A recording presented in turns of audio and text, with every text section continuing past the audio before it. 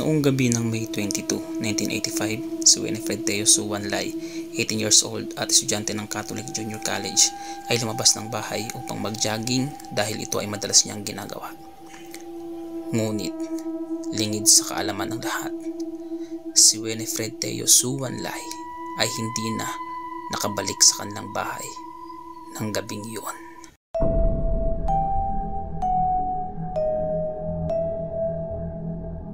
Halika at tunghayan natin ang kaso ni Winifred Teo Suwan Lai na kung paano ang isang masayahin, aktibo, maganda at huwarang mag-aaral sa kailang paaralan ay magiging biktima ng isa sa pinakakarumaldumal na krimen ng pagpatay at panggagahasa na nangyari sa bansang Singapore noong 1985. Nasa sobrang lala ng kasong ito ay nag-utos ang bansang Singapore na huwag hayaan na umalis ng mag-isa ang mga anak nilang babae noon mga panahon na yon.